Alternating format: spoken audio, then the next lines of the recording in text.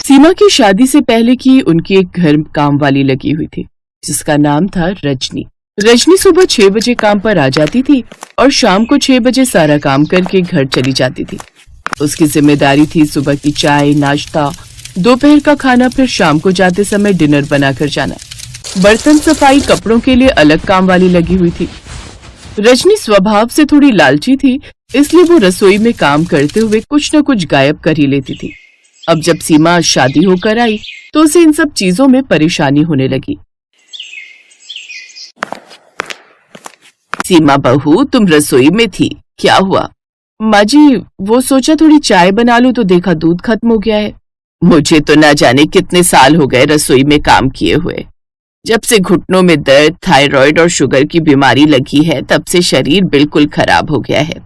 इसी वजह से तो पिछले 5 साल से रजनी काम कर रही है।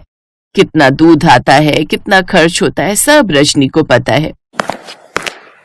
तो माताजी, कोई शिकायत का मौका तो नहीं दिया ना मैंने? 2 किलो दूध आता है, 2 दिन चलता है। अभी थोड़ी देर पहले ही खत्म हुआ है। भैया जी को मैंगो शेक बनाकर दिया था। रजनी, मैं तुझे थोड़ी कुछ कह रही हूँ, मैं तो वैसे ही सीमा बहू को बता रही हूँ कि जब से तू काम पर लगी है मैं रसोई में ज्यादा नहीं जाती। एक काम कर, पैसे ले जा और 3 किलो दूध ले आना। रजनी दूध लेने के लिए बाजार चली गई। अगले दिन सीमा जल्दी उठ गई। रजनी आज आने में थोड़ी लेट हो गई थी, इसलिए सीमा नहा धोकर अपने लिए चाय बनाने लगी। सीमा की सास अभी तक सोकर नहीं उठी थी। अरे, कल शाम को ही तो 3 किलो दूध आया था, ये तो बस आधा किलो दूध ही बचा है। चाय तो एक ही बार बनी थी। तभी रजनी भी आ जाती है। क्या हुआ भाभी, आज जल्दी उठ गए? दरवाजा खुला हुआ था क्या? माताजी ने खोला है। रजनी, कल शाम को ही तो दूध आया था, बस इतना ही बचा है। पता नहीं भाभी, मैंने तो चाय बनाई थी, उसके बाद का मुझे नहीं पता। मैं तो घर चली गई थी ना, हो सकता है मैंने उबालने के लिए रखा था तो सूख गया होगा। लाओ चाय मैं बना देती हूँ। सीमा रसोई से बाहर आ गई। जो दूध रखा था उसकी रजनी ने चाय बना दी। माताजी, दूध खत्म हो गया है, पैसे दे दो तो मैं ले आऊं। दूध खत्म हो गया? बड़ी जल्दी खत्म हो गया, पहले तो इतनी जल्दी खत्म नहीं होता था।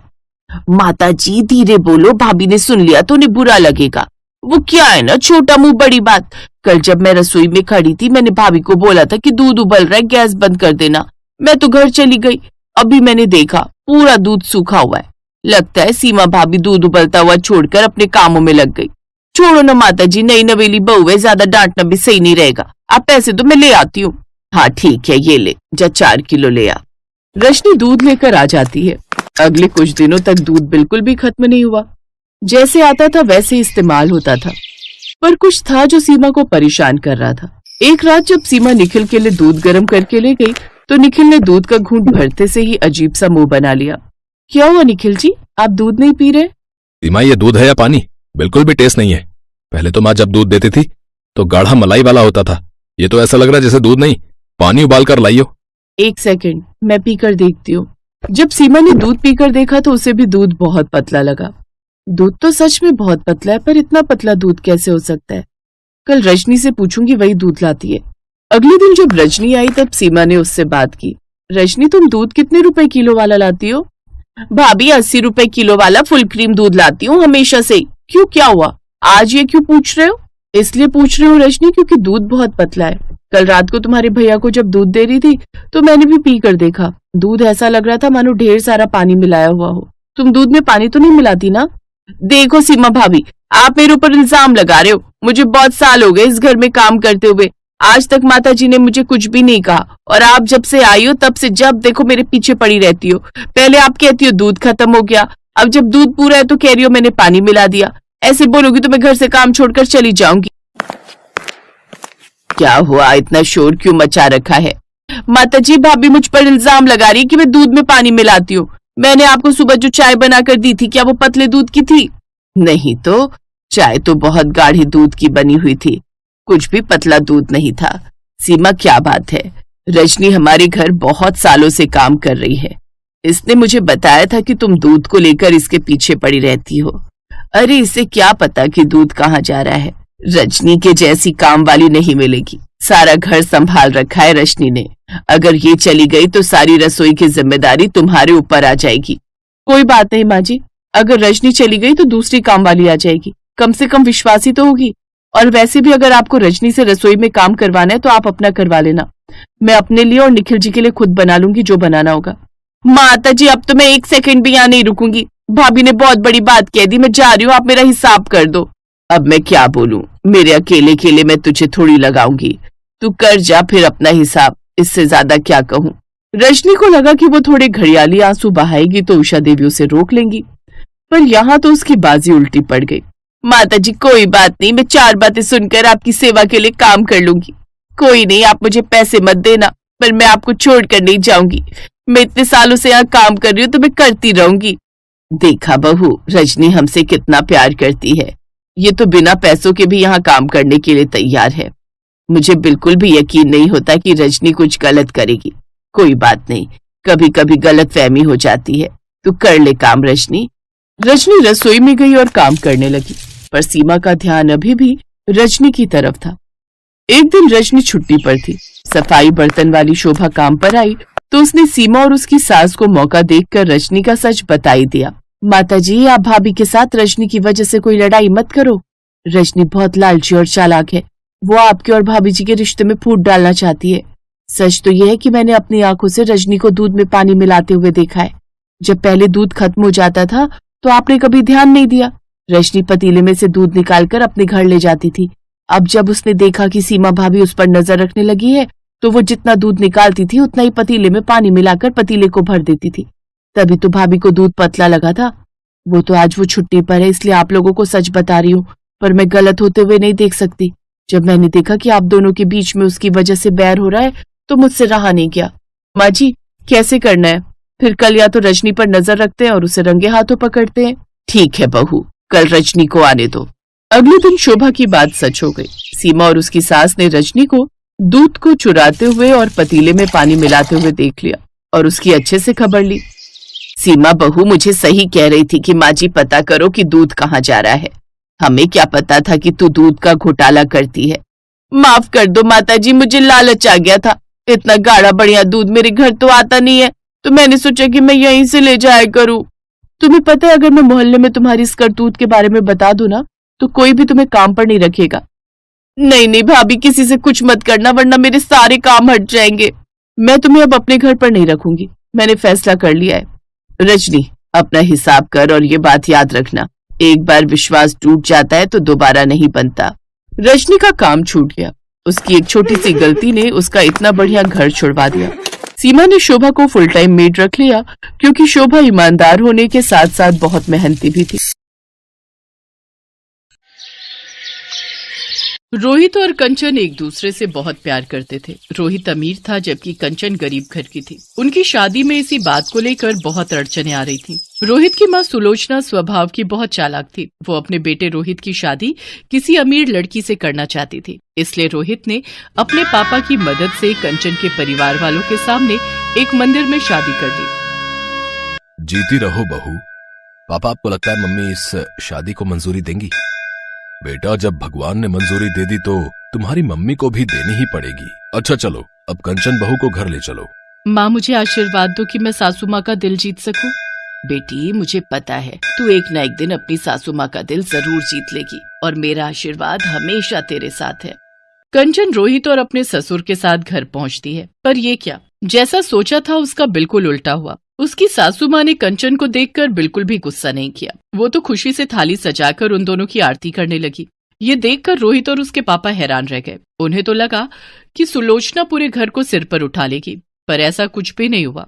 सुलोचना ने कंचन का बहुत प्यार से स्वागत किया। आओ बहू, अंदर आओ, नए घर में तुम्हारा स्वागत है। देखो जी, शादी तो तुम चुपचाप कराए, पर रिसेप्शन में बहुत बड़ा करना चाहती हूँ। मेरे भी तो अरमान है कि आस पड़ोस और रिश्तेदार सब मेरी बहू को देखे। हाँ सुलोचना, बिल्कुल, मैं आज ही रिसेप्शन के सारे इंतजाम करता हूँ। कंचन खुश थी कि उसकी सास ने उसे अपना लिया था, पर ऐसा कुछ भी नहीं था। सुलोचना बहुत चालाक थी। वो अपने मन में कोई और ही खिचड़ी पका रही थी। मैं ये झूठे प्यार का नाटक ज्यादा दिन नहीं कर सकती, मुझे कुछ और ही सोचना होगा, हाँ, ताकि मैं इस लड़की को अपने घर से निकाल सकूं। सुलोचना ने कंचन को बहू के रूप में नहीं अपनाया था, वो तो सबके बीच नाटक कर रही थी। रिसेप्शन में सुलोचना कंचन को अपने रिश्तेदारों और पड़ोसियों से मिलवाती है। रोहित का ध्यान अपने दोस्तों में था। क्या बात है सुलोचना, तूने तो चोरी चुपके बेटे की शादी भी कर दी और अचानक से रिसेप्शन भी रख दिया। बात कुछ हजम नहीं हुई। अब क्या बताऊं सुषमा, बहू गरीब घर की है बेचारी, इसलिए चुन्नी चढ़ा कर ले आए। अब बारात जाती तो इसके माता पिता में इतनी गुंजाइश नहीं थी कि बारात का स्वागत कर सकते। अरे बिल्कुल भी कुछ नहीं है, तुम क्या समझ रही हो, घर में बैठने के लिए कुर्सी तक तो है नहीं। वो तो रोहित को ना जाने इसमें क्या दिख गया। अब बच्चों की तो तुम जानती ही हो, जिद के आगे झुकना ही पड़ता है, वरना मैं तो इसे कभी भी अपनी बहू ना बनाती। अच्छा तुम लोग अब आई हो रिसेप्शन में तो अच्छे से खा पी कर जाना। बबली, उषा, सुन रही हो ना, हमने रिसेप्शन बड़ा पैसा लगा कर रखा है, एक एक बढ़िया चीज बनवाई है। बहू अगर गरीब घर की है तो क्या हो गया, ससुराल तो उसे अमीर मिला है। चलो मैं और मेहमानों को देख लूं। सास की बातें सुनकर कंचन की आंखें आंसुओं से भर आती हैं। तभी उसके माँ और पापा आ जाते हैं। कंचन अपने आंसू पोंछ लेती है। सुलोचना मुंह बनाती हुई उसके आगे से चली जाती है। बेटी तू अपने ससुराल में खुश तो है ना? कंचन, तेरी सास ने तेरे साथ कुछ गलत बात तो नहीं की? जी पापा जी, माँ जी तो मुझे बहुत प्यार करती हैं। पता है जब से आई हूँ कोई काम ही नहीं करने देती, सारा दिन ठाठ से बैठे रहती हूँ। कंचन अपने मम्मी पापा को झूठ बोल देती है, पर सच तो ये था कि सुलोचना उसके साथ सीधे मुंह बात ही नहीं करती थी। जब तक सुलोचना के ससुर और रोहित घर पर होते थे तब तक तो सुलोचना कंचन से बहुत मीठे से बात करती, और जैसे ही वो दोनों घर से जाते सुलोचना उससे घर के सारे काम करवाने शुरू कर देती, और शाम को जब वो दोनों वापस आते तो उसका रवैया अलग ही। अरे वाह, खीर बहुत टेस्टी बनी है। 2-3 दिन से मेरा मीठा खाने का बहुत मन था।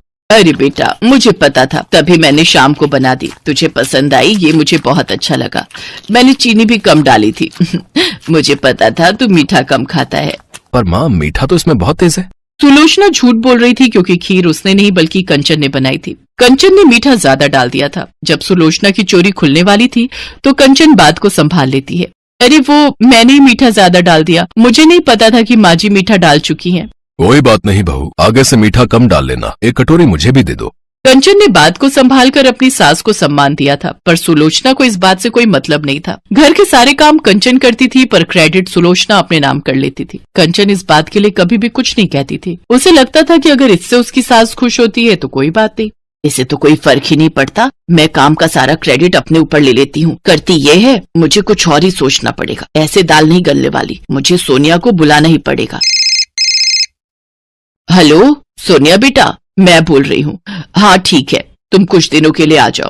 सोनिया सुलोचना की सहेली की बेटी थी। सुलोचना चाहती थी कि सोनिया उसके घर की बहू बने, पर रोहित ने कंचन से शादी कर ली। सुलोचना चाहती थी कि किसी तरह कंचन इस घर को छोड़कर चली जाए और सोनिया इस घर की बहू बनकर आ जाए, इसलिए वो सोनिया को रहने के लिए बुला लेती है। नमस्ते आंटी, अच्छा हुआ आपने मुझे बुला लिया। मैं वैसे भी घर पर बहुत बोर हो रही थी, आपकी कंपनी मुझे बहुत अच्छी लगती है। बस तो फिर अब आराम से कुछ महीने मेरे पास रहो। मैं तो ये चाहती हूँ कि तुम हमेशा के लिए ही यहाँ रहो, पर तुम्हें इस रास्ते के कांटे को निकालना होगा। जब तक ये कंचन यहाँ पर है तुम इस घर की बहू नहीं बन सकती। आप चिंता मत करो आंटी, अब मैं आ गई हूँ ना, मैं इस कंचन को घर से निकाल कर ही दम लूंगी। बस तो फिर बन गई बात। तुम आज रोहित के लिए साउथ इंडियन खाना बनाओ, उसे साउथ इंडियन खाना बहुत पसंद है। दिल का रास्ता पेट से होकर गुजरता है। रोहित तुम्हारे हाथ का बढ़िया खाना खाएगा तो अपने आप तुम पर लट्टू हो जाएगा। पर आंटी, मुझे तो खाना बनाना आता ही नहीं है, मैं कैसे बनाऊंगी? अरे तो कोई बात नहीं, खाना कंचन बना लेगी। जब रोहित और उसके पापा आए तो मैं बोल दूंगी तुमने बनाया है, बस हो गया काम। सोनिया रसोई में जाती है और कंचन को मीठी मीठी बातों में फंसाकर साउथ इंडियन खाना बनाने के लिए कहती है। कंचन, आज मेरा साउथ इंडियन खाने का बहुत मन है, प्लीज तुम डोसा, सांभर और इडली वगैरह बना दोगी, बहुत मन कर रहा है। ठीक है, तुम बैठो, मैं तैयार कर देती हूँ। कंचन बहुत ही स्वादिष्ट साउथ इंडियन खाना तैयार करती है। रोहित और उसके पापा के आने का समय हो रहा था। तभी कमरे में से सुलोचना की चीखने की आवाज आती है। कंचन दौड़ती हुई कमरे में जाती है। बाथरूम में फर्श पर साबुन गिरा हुआ था, उस पर पैर फिसल गया, मेरी कमर। माँ जी, मैं डॉक्टर को फोन करके बुलाती हूँ, चलिए आप आराम से बिस्तर पर लेट जाइए। कुछ देर बाद डॉक्टर के आने पर पता चलता है कि सुलोचना की कमर का मांस फट गया है, जिस कारण उसे कुछ दिन बेड रेस्ट करना होगा। कंचन रसोई में सुलोचना के लिए कुछ हल्का बनाने चली जाती है। सब लोग कमरे से बाहर आ जाते हैं। सोनिया, यही मौका है, तुम मेरी सेवा करके सबका दिल जीत सकती हो, फिर आराम से तुम इस घर की बहू बन जाओगी। नो आंटी, मैं आपके वॉशरूम और टॉयलेट साफ नहीं कर सकती। अभी अभी डॉक्टर ने कहा कि आपको बेड पर ही वॉशरूम और टॉयलेट करना है, ये सब मुझसे नहीं होगा। मुझे इन सब कामों से बहुत चिढ़ होती है। जब आप ठीक हो जाओगे तभी मैं आऊंगी, अभी तो मैं जा रही हूँ। मैंने मॉम को फोन कर दिया था, वो गाड़ी भेज रही है। जब आप ठीक हो जाओगे तो मुझे फोन कर देना, मैं आ जाऊंगी। सोनिया की बात सुनकर सुलोचना की आंख खुल जाती है। वो जिसे अपना समझ रही थी वो वास्तव में अपनी नहीं थी। थोड़ी देर बाद कंचन कमरे में आती है, सुलोचना को अपने हाथों से खाना खिलाती है और उसके बाद दवाई देकर वॉशरूम करवाती है। कंचन सुलोचना की बहुत सेवा कर रही थी। अपनी बहू के इतने अच्छे व्यवहार को देखकर सुलोचना की आंखों में आंसू आ जाते हैं। उसने कंचन के साथ कितना बुरा किया था। सोनिया जाने लगती है।